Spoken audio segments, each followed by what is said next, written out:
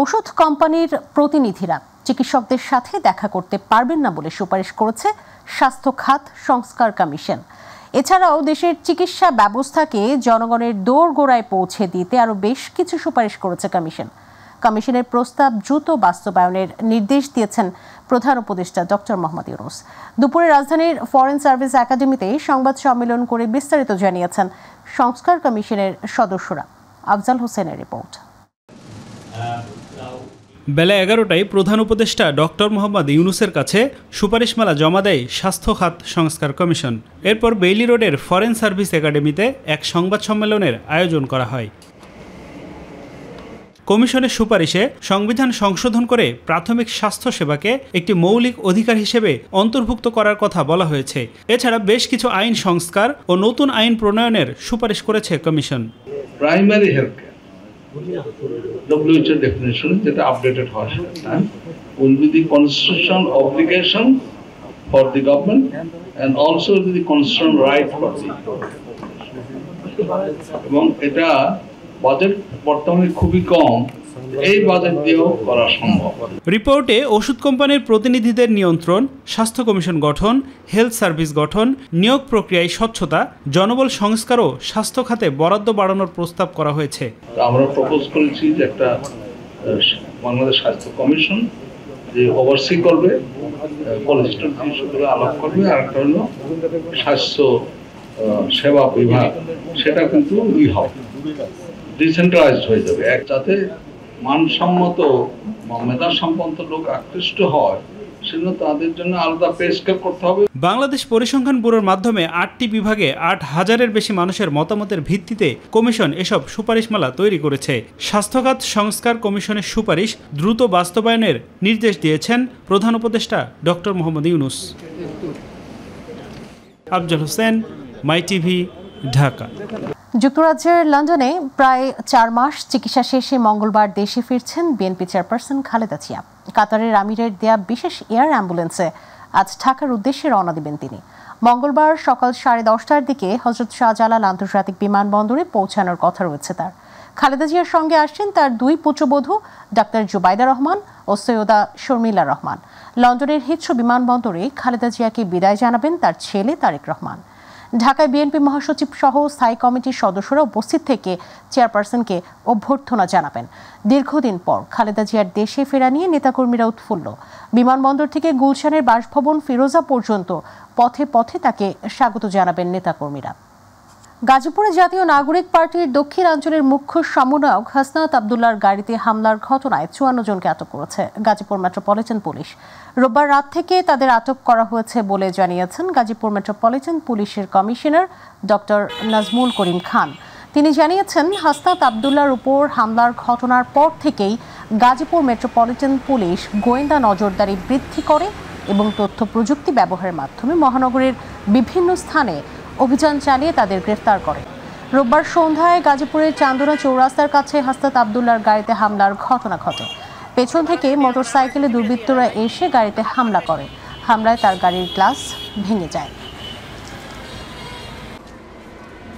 জাতীয় নাগরিক পার্টির মুখ্য সংগঠক হাসনাত আবদুল্লাহর উপর হামলার ঘটনার সাথে জড়িত কাউকেই ছাড় দেওয়া হবে না বলে হুঁশিয়ারি দিয়েছেন স্বরাষ্ট্র উপদেষ্টা অবসরপ্রাপ্ত লেফটেন্যান্ট জেনারেল জাহাঙ্গীর আলম চৌধুরী। তিনি জানিয়েছেন, এরই মধ্যে 54 জনকে গ্রেফতার করা হয়েছে।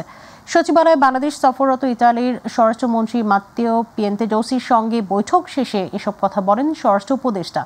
এ সময় বাংলাদেশ থেকে দক্ষ কর্মী নেওয়ায় আগ্রহ প্রকাশ করেন ইতালির স্বরাষ্ট্রমন্ত্রী। আরও জানাচ্ছেন রাকিব হাসান। 2 দিনের সরকারি সফরে ঢাকায় এসেছেন ইতালির স্বরাষ্ট্রমন্ত্রী মাত্তেও পিয়েন্তেডোসি। সফরের প্রথম দিন স্বরাষ্ট্র মন্ত্রণালয়ে পৌঁছালে তাকে প্রদান করা হয় গার্ড অফ অনার। লাল গালিচার শুভেচ্ছা জানান স্বরাষ্ট্র উপদেষ্টা। 2 নেতার উপস্থিতিতে অনুষ্ঠিত হয় দ্বিপাক্ষিক বৈঠক। বৈঠক শেষে আলোচনার বিষয়বস্তু তুলে ধরেন স্বরাষ্ট্র উপদেষ্টা লেফটেন্যান্ট জেনারেল অবসরপ্রাপ্ত জাহাঙ্গীর আলম চৌধুরী। ওনারা আমাদের দেশ থেকে আরও বেশি লোক নিতে আগ্রহী, যেহেতু বলছেন যে বাংলাদেশি লোকরা ওখানে খুব ভালো কাজ করেন এবং তারা খুব হার্ড ওয়ার্কিং এবং তারাও ইটালিয়ান ইকোনমিতে একটা বড় ধরনের কন্ট্রিবিউট করে যাচ্ছে। সাংবাদিকদের প্রশ্নের জবাবে তিনি জানান, গাজীপুরে জাতীয় নাগরিক পার্টির মুখ্য সংগঠক হাসনাত আব্দুলের উপর হামলার ঘটনায় জড়িতদের ছাড় দেওয়া হবে না। 54 জন যে গত রাত্রে তাদের আমরা আইনের আওতায় নিয়ে আসছি, 54 জন যে আইনের আওতায়, এরকম ধরনের ঘটনা যারা ঘটাতে চেষ্টা করবে তাদের কাউরই কোনো ছাড় দেওয়া হবে না। ভবিষ্যতে এই ধরনের ঘটনা যেন না ঘটে সে বিষয়ে সরকারের কঠোর অবস্থানের কথাও তুলে ধরেন স্বরাষ্ট্র উপদেষ্টা। কারণ ভবিষ্যতে যদি কেউ করার চেষ্টা করে আমরা এই ঘটনা ঘটার আগেই যেন ধরতে পারি, এই ব্যবস্থা আমরা করব। রাকিব হাসান, মাইটিভি, ঢাকা। কাউকে খুশি করতে নির্বাচন কমিশন কাজ করছে না বলে মন্তব্য করেছেন প্রধান নির্বাচন কমিশনার AMM নাসির উদ্দিন। তিনি বলেন, কোনো রাজনৈতিক বিতর্কে জড়াতে চায় না কমিশন। সকালে ময়মনসিংহ সিটি কর্পোরেশনের সভাকক্ষে ভোটার তালিকা হালনাগাদ ও ত্রয়োদশ জাতীয় সংসদ নির্বাচন সংক্রান্ত বিষয়ে মতবিনিময়কালে তিনি এসব কথা বলেন। সিইসি বলেন, দিনের ভোট আর রাতে হবার সুযোগ নেই। আগামী নির্বাচন সুষ্ঠু ও স্বচ্ছ করতে নির্বাচন কমিশন প্রতিজ্ঞাবদ্ধ। নিরপেক্ষ একটা নির্বাচন অনুষ্ঠানের জন্য আমরা শপথবদ্ধ। ইসি সম্পূর্ণরূপে নিরপেক্ষ একটা প্রতিষ্ঠান এখন, এবং নিরপেক্ষ আছে, নিরপেক্ষ থাকবে, সেই নিশ্চয়তা আমি জাতিকে দিতে পারি আপনাদের মাধ্যমে। এখানে কোনো ধরনের কোনো প্রভাব, কোনো ধরনের কোনো চাপের কাছে আমরা মাথা নোয়াবো না ইনশাল্লাহ, আপনাদের সহযোগিতা নিয়ে। এটা আমরা একদম সম্পূর্ণ নিরপেক্ষভাবে আমরা কাজ করছি এবং করে যাবো ইনশাল্লাহ। অবাধ সুষ্ঠু নির্বাচন, মত প্রকাশের স্বাধীনতা ও স্বাধীন বিচার বিভাগ প্রতিষ্ঠায় বাংলাদেশকে সহায়তা করতে চায় ইউরোপীয় ইউনিয়ন। সকালে জাতীয় প্রেস ক্লাবে ডিক্যাপ টকে ইইউ রাষ্ট্রদূত মাইকেল মিলার কথা বলেন। তিনি জানান, চলমান সংস্কার কার্যক্রমের সমর্থন রয়েছে ইউরোপীয় ইউনিয়নের।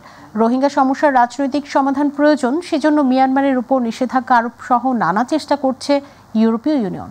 মিলার জানিয়েছেন, জুলাই হত্যাকাণ্ডে জাতিসংঘের রিপোর্টকে সমর্থন করে ইইউ, দোষীদের বিচার জরুরি।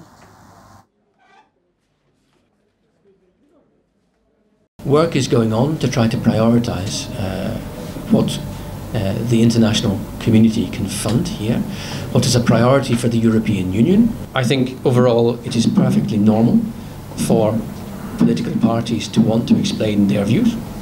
It is perfectly normal for our bureaucrats and politicians to listen, and it is perfectly normal for me here in Bangladesh to also open my ears to every political party. Agree or disagree, we have to understand if we are to do our job. Khulna প্রকৌশল ও প্রযুক্তি বিশ্ববিদ্যালয়ের শিক্ষকদের লাঞ্ছনার বিচার সহ 5 দফা দাবিতে 7 দিনের ultimatum দিয়েছে শিক্ষক সমিতি। দুপুরে শিক্ষক সমিতির বৈঠক শেষে সাধারণ সম্পাদক অধ্যাপক ডক্টর ফারুক হোসেন কুয়েটের সভাকক্ষে এক প্রেস ব্রিফিংয়ে এই সিদ্ধান্ত জানিয়েছেন। এছাড়াও সন্ত্রাসী কর্মকাণ্ডে জড়িতদের আগামী 7 কর্মদিবসের মধ্যে শাস্তিমূলক ব্যবস্থা নেওয়া না হলে শিক্ষকরা কর্মবিরতি সহ সকল প্রকার প্রশাসনিক কার্যক্রম থেকে বিরত থাকার ঘোষণা দেন। অপরদিকে কুয়েটের ভিসি প্রফেসর ডক্টর হজরত আলীর সাথে বৈঠক করেছে শিক্ষার্থীরা। এর আগে সিন্ডিকেটের সিদ্ধান্ত অনুযায়ী 4 মে থেকে ক্লাস শুরু করার কথা থাকলেও শিক্ষকরা ক্লাসে পাঠদান করেননি। ক্যাম্পাসে সংঘটিত অনাকাঙ্ক্ষিত ঘটনার সাথে জড়িত ব্যক্তি সহ শিক্ষকবৃন্দকে লাঞ্ছিত করার ঘটনায় জড়িত সবাইকে চিহ্নিত করে আগামী 7 কর্মদিবসের মধ্যে সুষ্ঠু বিচার নিশ্চিত করত শিক্ষকবৃন্দকে ক্লাসে ফেরার পরিবেশ তৈরি করে একাডেমিক কার্যক্রম চালু করার জোর দাবি জানাচ্ছে। অন্যথায় শিক্ষকবৃন্দ সকল প্রকার প্রশাসনিক কার্যক্রম থেকে বিরত থাকবে। গণমাধ্যম বন্ধ কিংবা সাংবাদিকদের চাকরিচ্যুত করার কোনো নীতিমালা অন্তর্বর্তী সরকারের নেই। তবে গত 15 বছরে গণমাধ্যমের লাইসেন্স দেওয়ার বিষয়ে খতিয়ে দেখা হবে বলে জানিয়েছেন তথ্য উপদেষ্টা মাহফুজ আলম। তথ্য ভবনে বিশ্ব মুক্ত গণমাধ্যম দিবস উপলক্ষে এক সেমিনারে এসব কথা জানান তিনি। সেমিনার থেকে জানানো হয়, জুলাই অভ্যুত্থান সহ বিগত 15 বছরে 61 জন সাংবাদিক খুন হয়েছেন। এসএমআরএফের রিপোর্ট। বিশ্ব মুক্ত গণমাধ্যম দিবস উপলক্ষে রাজধানীর ইস্কাটন রোডের তথ্য ভবনে বাংলাদেশ সাংবাদিক কল্যাণ ট্রাস্টের এই সেমিনার। আরএসএফের বরাত দিয়ে সংগঠনটি জানায়, বিশ্ব মুক্ত গণমাধ্যম সূচকে 15 বছরে 44 ধাপ পিছিয়েছে বাংলাদেশ।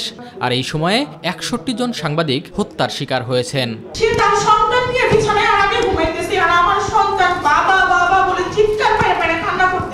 আপনারাই পারেন আপনাদের লেখনীর মাধ্যমে তাদের বিচার কাজ সহযোগিতা করতে। প্রবীণ সাংবাদিকরা মনে করেন সাংবাদিকদের আর্থিক সচ্ছলতা নিশ্চিতের পাশাপাশি মৌলিক সংস্কার জরুরি। ন্যূনতম বেতনের ব্যবস্থাটা নিশ্চিত করতে হবে এবং সাংবাদিকদের সেই ন্যূনতম বেতন কত হতে হবে সেটাও আমরা বলেছি যে সরকারি প্রথম শ্রেণীর কর্মকর্তাদের যে বেতন নবম স্কেলের সমতুল্য বেতন হতে হবে। প্রায় 60 লক্ষ মামলা এখনো ঝুলছে।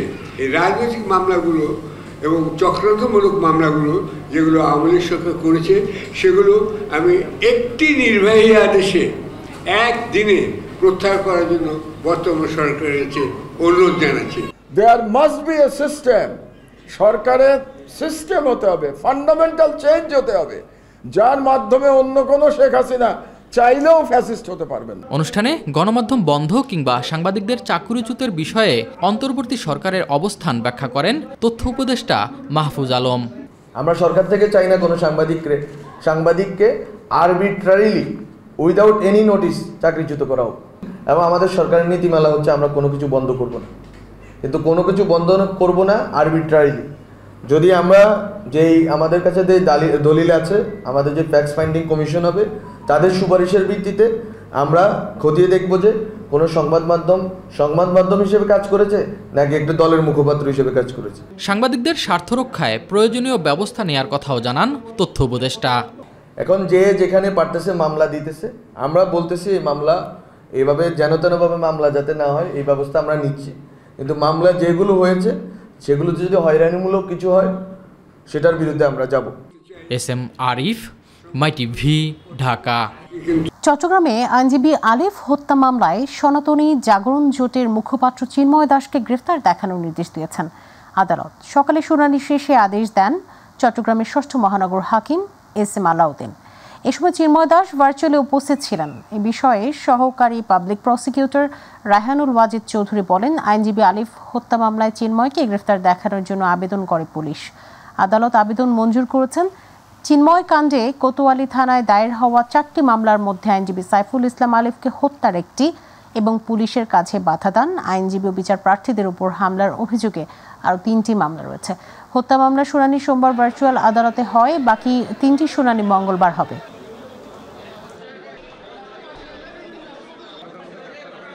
অগণিত মানুষের দোয়া আর ভালোবাসায় সিক্ত হয়ে চির বিদায় নিলেন প্রথিতযশা আইনজীবী ব্যারিস্টার আব্দুর রাজ্জাক। বায়তুল মোকাররম জাতীয় মসজিদে তৃতীয় জানাজা শেষে তাকে দাফন করা হয় আজিমপুর গোরস্থানে। রোববার রাজধানীর একটি বেসরকারি হাসপাতালে চিকিৎসাধীন অবস্থায় না ফেরার দেশে পাড়ি জমান 75 বছর বয়সী বর্ষিয়ান রাজনীতিবিদ ও আইনজীবী। মিফতা গালিব তুলে ধরছেন বিস্তারিত। দেশের আগনন মানুষের দোয়া ভালোবাসে সিক্ত হয়ে চিরবিদায় নিলেন ব্যারিস্টার আব্দুর রাজ্জাক। সকালে মরদেহ নিয়ে আসা হয় তার প্রিয় অঙ্গন সুপ্রিম কোর্টে। 31 ডিসেম্বর 1949 সালে সিলেট জেলার এক সম্ভ্রান্ত মুসলিম পরিবারে জন্মগ্রহণ করেন। বড় ছেলে ব্যারিস্টার এহসান সিদ্দিকীর ইমামতিতে বেলা 11টায় জানাজায় অংশ নেন বিচারপতি, আইনজীবী, সামাজিক ও রাজনৈতিক ব্যক্তিবর্গ। সুপ্রিম কোর্ট আইনজীবী সমিতি ও অ্যাটর্নি জেনারেল কার্যালয়ের পক্ষ থেকে ফুল দিয়ে কফিনে শ্রদ্ধা জানানোর পর দ্বিতীয়ার্ধে সুপ্রিম কোর্টের আপিল ও হাইকোর্ট বিভাগের বিচারিক কার্যক্রম বন্ধ ঘোষণা করা হয়। এই সুপ্রিম কোর্ট থেকে একজন প্রতিষ্ঠাতা আইনজীবীগত একটা প্রতিষ্ঠান চলে গেল। একজন সিনিয়র আইনজীবীর যে সমস্ত গুণ এবং বৈশিষ্ট্য তরুণ আইনজীবীদেরকে আকৃষ্ট করে তার প্রত্যেকটি গুণ তার মধ্যে ছিল। ন্যায্যতা ও ন্যায় বিচারের বাংলাদেশ গড়ার স্বপ্নে বিভোর প্রাজ্ঞ আইনজীবীর জন্য দেশবাসীর কাছে দোয়া কামনা করেন জানাজায় অংশ নেয় শীর্ষস্থানীয় ব্যক্তিবর্গ। নতুন ধারা রাজনীতি তৈরি করবার জন্য যা যা করণীয়, কি করা যেতে পারে তরুণদেরকে নেতৃত্ব দিয়ে, সেই জায়গাটা নিয়ে আমরা একসাথে লম্বা সময় কাজ করেছি, সফর করেছি। এইরকম মানুষ খুঁজে পাওয়া খুবই দুষ্কর। আমার মনে হয় আমরা যা শিখেছি তা যদি আমরা বাস্তবায়ন করতে পারি তে সত্যিই সমাজের মধ্যে পজিটিভ ইম্প্যাক্ট রাখা সম্ভব। এরপর ব্যারিস্টার আব্দুর রাজ্জাকের মরদেহ নেওয়া হয় জাতীয় মসজিদ বায়তুল মোকাররমে। জোহরের নামাজের পরে জানাজায় ইমামতি করেন ATM মাসুম। মুসল্লিদের সাথে জানাজায় অংশ নেন বিভিন্ন রাজনৈতিক দলের নেতারা। আমৃত্যু সত্যের জন্য লড়ে যাওয়া ব্যারিস্টার আব্দুর রাজ্জাকের রেখে যাওয়া কাজকে এগিয়ে নেওয়ার প্রত্যয় জানান তারা। ওনার যে প্রজ্ঞা, দূরদর্শিতা, মেধা এবং নিষ্ঠা, এটা বিরল। আমি কোনো আইনজীবীর মধ্যে ওনার মধ্যে দেখিনি, যদিও সকল আইনজীবীর সাথে আমি মিশিনি। ব্যক্তিগত জীবনেও উনি যে আদর্শের চর্চা করতেন, সেই সত্য, সুন্দর এবং ন্যায় বিচারের বাংলাদেশ প্রতিষ্ঠার জন্য ওনার অবদানটি ওনার মৃত্যুর সাথে শেষ হয়ে যাবে না। উনি এমন কিছু অবদান এবং চিন্তা দিয়ে গেছেন যেটি অনাগত সময়ের জন্যে মানুষের কল্যাণের জন্য কার্যকর ভূমিকা পালন করবে। জানাজার পর আজিমপুর গোরস্থানে দাফন করা হয় জামায়াত ইসলামীর সাবেক এই সহকারী সেক্রেটারি জেনারেলকে। দীর্ঘদিন অসুস্থ থাকার পর রাজধানীর একটি বেসরকারি হাসপাতালে চিকিৎসাধীন অবস্থায় না ফেরার দেশেই পাড়ি জমান ৭৫ বছর বয়সী বর্ষিয়ান রাজনীতিবিদ ও আইনজীবী। Mifta Ghalib, My TV, Dhaka. Communication technology related internet, satellite communications, export, importer, manufacturer ও টেক সেবাদানকারী সবাইকে এক ছাদের নিচে আনতে international cable TV broadcasting and communications expo আয়োজন করতে যাচ্ছে কোয়াব। আগামী ২২ থেকে ২৪ মে অনুষ্ঠেয় মেলা কেবল অপারেটর ও ব্রডকাস্টারদের মাঝে সুসম্পর্ক তৈরি করতে সহায়ক হবে বলে মনে করেন আয়োজকরা। ইউসুফ আলীর report. Satellite channel, IPTV, OTT ও টেক সংক্রান্ত সকল বিষয়ে সম্যক ধারণা দিতে বিশ্বের বিভিন্ন দেশে আয়োজন করা হয় মেলার। তার মধ্যে আমেরিকার নেপশো, নেদারল্যান্ডসের আইবিসি, চীনের সিসিবিএন ফেয়ার অন্যতম। বিশ্বের অন্যান্য দেশের সাথে তাল মিলিয়ে বাংলাদেশেও international cable TV broadcasting and communication expo আয়োজন করা হচ্ছে বলে জানান আইসিবিসির আহ্বায়ক Nizamuddin Masud. Day by day প্রযুক্তি যেভাবে চেঞ্জ হচ্ছে, এই মুহূর্তে একটা এক্সিবিশন ইম্পর্টেন্ট হয়ে গেছে। সেটা কেবল টিভি ডিজিটালাইজেশন করা, তারপর ব্রডকাস্টারদের মান উন্নয়ন করা, কমিউনিকেশন এবং ওটিটি প্ল্যাটফর্ম এবং আইপিটিভি প্ল্যাটফর্ম ওয়ার্ল্ডের বিভিন্ন জায়গাতে আমরা ইনভাইট করেছি এবং বিভিন্ন ধরনের সাড়া পেয়েছি। তাদের সাড়ার প্রেক্ষিতেই আমরা এই মেলার আয়োজন করার চিন্তা ভাবনা করেছি। বসুন্ধরা কনভেনশন সেন্টারে ২২ থেকে ২৪ মে ৩ দিনব্যাপী মেলায় দেশি বিদেশি টিভি চ্যানেলগুলো অংশ নেবে বলে জানান কোয়াবের সভাপতি এবিএম সাইফুল হোসেন। এখানে কেবল অপারেটর এবং ব্রডকাস্টিং বলতে বাংলাদেশ টেলিভিশন, বাংলাদেশের দেশীয় মালিকানাধীন যে টেলিভিশন চ্যানেলগুলো আছে এবং বিদেশি চ্যানেল, তাদের অংশগ্রহণ থাকবে। এবং সেই সাথে কমিউনিকেশন টেকনোলজি রিলেটেড, যেমন internet service provider, international internet gateway মানে আইআইজি, বাংলাদেশ স্যাটেলাইট কমিউনিকেশনস এবং টেক রিলেটেড যত ধরনের ভেন্ডর, এক্সপোর্টার, ইম্পোর্টার এবং ম্যানুফ্যাকচারার আছেন, তাদের সকলের অংশগ্রহণে আমরা মূলত এক আমব্রেলার নিচে, এক ছাদের নিচে টেক রিলেটেড সকলকে নিয়ে একটি এক্সপোর আয়োজন করতে যাচ্ছি। উন্নত প্রযুক্তির সাথে পরিচয় করিয়ে দিতে international cable TV broadcasting and communication expo গুরুত্বপূর্ণ ভূমিকা পালন করবে বলে জানান কোয়াবের সাধারণ সম্পাদক সৈয়দ মোশাররফ আলী চঞ্চল। একটা জায়গাতে একসাথে এই সুযোগটা কারো হয় না, যে তাদের সুবিধা অসুবিধাগুলো শেয়ারিং করা। সেই মেলার মাধ্যমে আমরা চাচ্ছি যে এই অপারেটরদের যে সুবিধা অসুবিধাগুলো আছে, সার্বিক দিকগুলো নিয়ে যেন একটা ডিসকাশন, একটি মত বিনিময় করার একটা প্রেক্ষাপট তৈরি করতে যাচ্ছি। ইউসুফ আলী, মাইটিভি, ঢাকা। দর্শক, সংবাদ শেষ করব জীবন সংগ্রামী মিন্তিদের খবর দিয়ে। রাজধানীর বিভিন্ন বাজারে অন্যান্য পেশার পাশাপাশি মিশে আছে মিন্তি শ্রেণীর জীবন। একদের মনের টুকরি মাথায় নিয়ে বাজারের এক প্রান্ত থেকে অন্য প্রান্তে ছুটে যাওয়াই নিত্যদিনের কাজ তাদের। করুণ বাস্তবতা আর জীবিকার টানে ২০ থেকে শুরু করে ৬০ বছর বয়সের বৃদ্ধ পর্যন্ত বেছে নিতে হয় এই পেশাকে। রাজধানীর কারওয়ান বাজার ঘুরে এসে বিস্তারিত মিফতা গালিবের বিশেষ রিপোর্টে। নানা শ্রেণী পেশার মানুষের বসবাস রাজধানী ঢাকায়। এমনই এক পেশার নাম মিন্তি। বিলুপ্তপ্রায় এই পেশাটি এখনো টিকে আছে দেশের বড় বড় কাঁচা বাজারগুলোতে। মাথায় ঝাঁকা নিয়ে বড় ক্রেতাদের সাথে বাজারগুলো পরিবহন করে যারা গাড়ি বা আশেপাশের বাসাবাড়ি পর্যন্ত পৌঁছে দেয় তারাই মিন্তি। সাধারণত রাত ১০টা থেকে সকাল ৯টা-১০টা পর্যন্ত এরা সবচেয়ে বেশি কাজ করে থাকে। বহু বছর আগে থেকেই মানুষের সাথে ওতপ্রোতভাবে মিশে আছে মিন্তি শ্রেণী। কষ্টসাধ্য এবং দৈনিক মজুরি ভিত্তিক এই পেশা ধীরে ধীরে সংকুচিত হয়ে আসছে। প্রযুক্তিগত উন্নয়নের এই যুগে তাই অল্প মজুরিতেই প্রশান্তি মিন্তিদের। ইনশাআল্লাহ আল্লাহ যা দেয় এই শুকরিয়া। ৫০০, ৬০০, ৭০০, হয়তো একদিন বেশিও একদিন কমও হয়। ডেইলি আয় ধরেন কি যে থাকে ৫০০, ৭০০, ৮০০ থাকবে, খা খরচ বাদ দেয়। দেখা যায় যে ৮০০, ১,০০০ টাকা তাহলে মোটামুটি চলা যায় আর কি ফ্যামিলি নিয়ে। মিন্তিদের অনেকেই মনে করেন নিচু শ্রেণীর মানুষ, তাই অনেক অপমান সহ্য করেও বাধ্য হয়েই পরিবারের পেট চালাতে এখনো এই পেশার সাথে জড়িত। আমরা খুব কষ্ট করে চলাফেরা করি, বাচ্চা কাচ্চা নিয়ে খুব অভাবিত আছি। আমার এই ধরনের আমার কেউ তো খোঁজ খবর নেয় না, এই কামে সংসার চলে না। আমাদের থেকে অনেকে ছোট পাবে, অনেক ছোট সমাজের লোকজন আমার ছোট পাবে, ছোট কাজ করে ছোট পাবে। নতুন বাংলাদেশে সসম্মানে বেঁচে থাকুক সকল পেশা, গড়ে উঠুক কোনো কাজকে ছোট করে না দেখার মানসিকতা। মিফতাক আলী, মাই টিভি, ঢাকা।